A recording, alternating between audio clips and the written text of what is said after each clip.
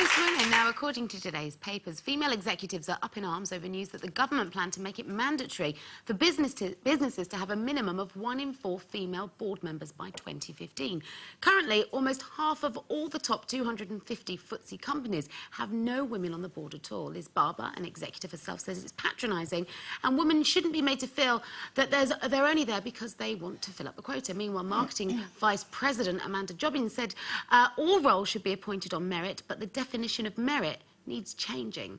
So what do you think, girls? Do you think a quota system will make it easier for women to make it into the boardroom? I think this sets a really dangerous precedent, actually, because it is rather patronising, isn't it? If you think that a woman is going to get a job because she ticks a box, I think that would anger most women. And I think, really, my feeling is that most women get the jobs on their own merit, the women I know in business. I did know one girl, for instance, she was fighting for a job in a very big company and it was just full of men, and she fought for quite a long time. And eventually she did get the job, but sadly within that next year she was pregnant and left. And the boss went, I rest my case. You know, that's why I didn't give it in the first place, because I knew she was a wanted family and she was a family woman. And actually that kind of worked against her. But I don't think you should get a job because you tick a box. I think that's a very dangerous way to go. Well, I agree with you in the sense that I think there are 3 types of women. There are... And that's the problem. It is a man's world, because a man does the job, he's usually the breadwinner, that's how it's always been, and things are changing now. But for women, it's a very, very difficult situation, because we do have the babies. Well, some of you do, I'm not saying that. But, you know, there are career women who don't have children. There are career women who do have children, but always have to put the children first. So they're not going to be on the golf course talking business like the men do. They're not going to be around the pub talking business, because that's where most of the business is done, out of hours. And also there's the women who stay at home. So I think the percentages are actually right. And like Sherry said, I think it's the women who really do want to do it are already doing it. Well, it's an interesting point you raised about the, women having children, because obviously that is where a lot of women have to step off the career ladder. Should they make the choice to be at home with their kids? And for me, certainly, that was a choice I've made. You know, every job I take on now is based around, does it work for my son? Of course. So, you know, I think you're right, men have a greater freedom of choice. What is interesting, though, we talked about the fact that the top 250 FTSE companies only half of them have women in the board. But actually, when you shrink it down to the top 100, 82% of those companies have women on the board. Top 100 have women on the board. Does that not speak for the strength of the case? And also, don't you think we as women, especially running homes, families, we are very good at multi-skilling? And I think, actually, now at work, I'm more focused, because I know I'm here, I've got to go at this time, I've got to get this done. And I think you become far more streamlined with what you do. And I think as an employer, we're still an attractive option, and that should be recognised. Yeah, I agree, but I don't think we should be singled out because we're women. What about you being frozen out because you're a woman? Well, no, I think I agree with most of what's been said, actually, is that, you know, the cream always rises to the top, and if you're really good at what you do, then you will get an opportunity. I think if it is a man's world, and I tend to agree, in the boardroom it probably is, you're not going to get any respect by being there just because that you're a token female. It's going to wind men up even more. I mean, they complain about us saying, well, you say you want to be equal, and and yet you've got this thing where you have a right to be there just because you're a woman. I would rather than just guaranteeing someone a place in a boardroom, just pay us equally. Give us equal pay. Well, I think in some cases that, that should be the case. That's a policy most companies will enforce.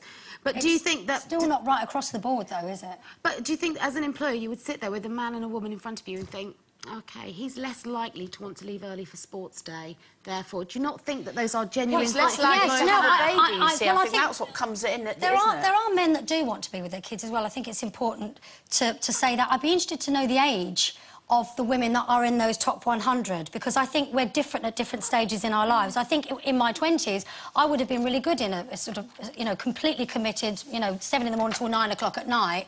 But now I want a family, and my life changes. The big corporate companies, I mean, those men are in at 6 o'clock in the morning. They finish at 9 o'clock at night. They go out for dinner and carry on. I don't think, as women, with children, we can't do that. With children, you can't, but without children, what's stopping you? Go for it. No, of course. Absolutely. OK, it's competition time now. now.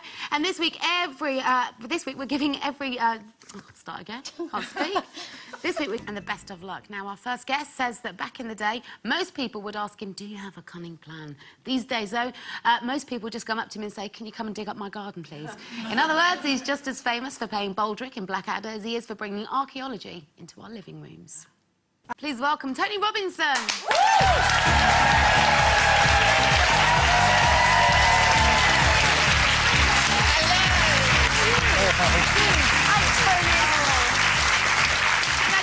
I love Time Team. I love it. Why is it so popular? I don't know. It's just a bunch of old hippies digging up a garden. I know, but what is it, though? It's just one of the most exciting things to watch. 18 years we've been doing it. 18? Yeah. And you could carry on forever, couldn't you? Yeah. Because there's everywhere to dig yet. And more people now are like the idea of us digging up their place than they did when we started 20 years ago. So, actually, there's more stuff for us to dig than there ever was. So who gets to keep the stuff, then? Because if you're digging up my garden and you find something Roman... Oh, yeah. Is it mine or is it yours? No, the deal always is that it'll go to a local museum. What we say is, what we want to uncover is history that people have never known about before in their local area. So that's what's important to us, the local area. This is a massive passion for you, though, isn't it? You're doing the ideal job that you've always dreamt of doing. I've got the best job in the world. Yeah, absolutely fantastic, yeah. I go to 13, 14 places every year that I've never been to before, just for 3 days. Dig around like fury, rip up people's lawns, go away. I don't have to put the grass back. No. Do you ever get into trouble, though? We did in the early days. We never knew quite how to reinstate people's lawns. There was one very posh lady in Richmond, and you know what Richmond people in Surrey can be like. And we dug her garden, and then we put the turfs back. 4 days later, the whole garden went zoom. So do you always find something, or is it sometimes just... No, there was one programme where we didn't find anything at all. Oh.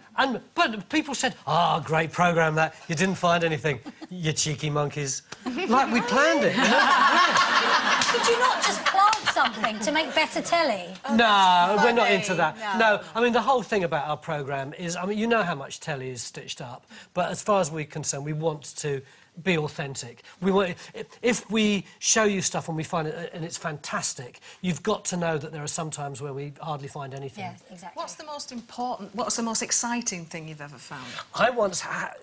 We were digging this Roman villa, and the specialist said, I think there is a mosaic floor under here. And he passed me the trowel, and he said, go on, take it up. So I was the first person for 1,600 years to reveal this mosaic pavement as it came up. But first of all, it was just like little white mosaics. Is there going to be anything else? Yes, there's some black. Yes, there's some coloured. Is there going to be a picture? Is there going to be a face? It was so exciting. But it's not just gardens that you've been digging up, because you've been digging around in your own family history and other people's, because you're hosting Who Do You Think You Are live. Yeah, there's a huge stage show at Olympia over the weekend, 3 days of family history. Which is a spin-off from the show, but I think people have become so captivated by the idea of digging around in their own past, haven't they? Yeah, completely. A lot of that is to do with laptops. In the old days, if you wanted to find out about your family history, you'd have to trawl round churches and old offices, and then when you found the documents, they were usually eaten by worms, or the rain had fallen on them, or the guys who'd written it were just lazy. It was the 90th thing they'd done that day, so you couldn't read it. But now it all gets processed, and you can go to ones like the one that I'm doing a presentation for, ancestry.co.uk, and it's all clean, it's all there, you just get it at a touch of a button. And you can do it from the comfort of your home. Yeah. And no people in the history of the world have been able to find out as much about their families as we can now. It's amazing. But how do you do it live, though? Does somebody come up on stage and go, right, tell me about my history? Well, last year they actually did my Who Do You Think You Are live. So I was actually confronted by knowing all this stuff which I'd never learnt before. Like my great-great-grandmother, she was so poor that she eventually died in the workhouse in Stepney. At the same time, her female cousin had just married a lord and was living in a castle. It's like a fairy story, isn't it? But because I never know whether they were ever in contact or whether... Because we all think, don't we, that we all descend from royalty. Yeah. You know, we all think there's a pot of money just waiting for us, don't we? You know, and God forbid, if I sort of trace myself back and I were a scrubber, I'd just... Let's find out a little bit about who we are, because you've very kindly researched our surnames for us to find out a little bit about our backgrounds.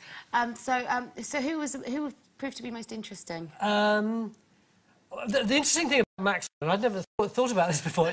Don't worry. Oh, it's scary, isn't it? No, you don't know what you're going to hear. It's just Maxwell. It's the What, well that was owned by a bloke called Mac. I'm going to work that out myself. What about Sherry? Well, the interesting thing about Hewson or Robinson is you think, oh, it's the son of Hugh, it's the son of Robinson. Well, in my case, yes, it's the son of Robin. But in the old days, Robin was like Robin Hood. It was a bad guy. And often, if people didn't know their surnames or if they didn't have a surname, if they went up in court, they would put Fred and then they would put Robin's son of Robin. In other words, So he's that's just a how crook. surnames came about? Yeah, a lot of them. So Hewson could easily be, just mean... Whose son? Yeah, and Welsh. So it just means... So always... Sherry who's Welsh. And what Always about the Jane son on the end. McDonald? Oh, yes, what about the McDonald clan We can over leave here? this right now. I think we can... Oh, it's Something to do with burgers. This is McDonald, isn't it? yeah, it is, but it also means strength and power and nobility. Always. So Yes, I knew it. Yeah. I knew it. Let me very quickly say that Thornton is thorn, like a thorny bush. Ton is an enclosure. So you are Kate, who has a thorny enclosure.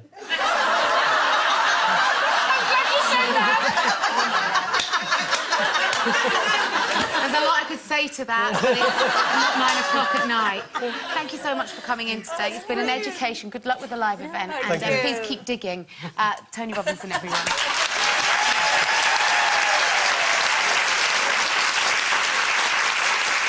Me and my thorny enclosure are going to take a little breather, but on our return, should marriage vows include the commitment for fitter, for fatter? Find out what we think in a bit.